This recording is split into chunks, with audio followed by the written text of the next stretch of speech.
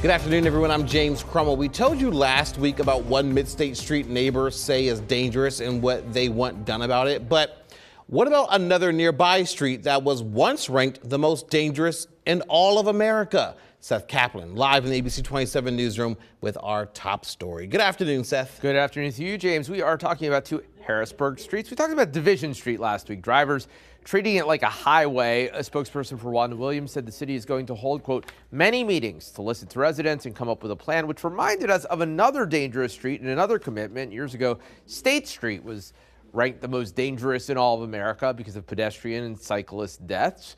There was a plan that involved adding a bike lane, but reducing some parking, which then City Councilwoman Wanda Williams voted for. Then when she became mayor, she stopped the project just as it was starting because of neighbor complaints about losing parking. Well, city came up with a new plan. No bike lane, preserving parking, but raised crosswalks and some other improvements. That was 3 years ago. The project never happened, but a contractor was paid for the work it was prepared to do. We asked Mayor Wanda Williams about that. That was not money spent by the city of Harrisburg. That was money spent by the Department of Transportation.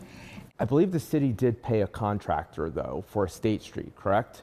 PennDOT and the city came to an agreement to pay them for the work they had done. Okay, but it was city money that went to, I think it was Kinsley or something. Very small amount.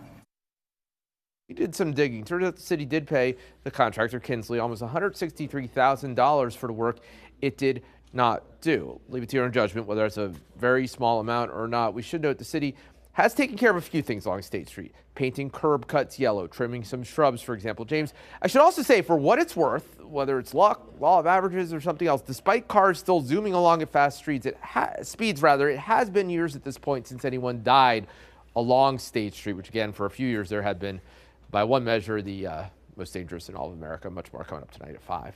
So Seth, what is the reason? Do we know why this has not happened? Or why anything hasn't really happened? Yeah, the project was just about to start as the city, under the initial plan, as the city issued a cease and desist order, basically saying stop the project. So PennDOT, which was involved, agreed to stop the project because they sort of defer to municipalities when you're talking about a street that, is a state street, but runs right through the city.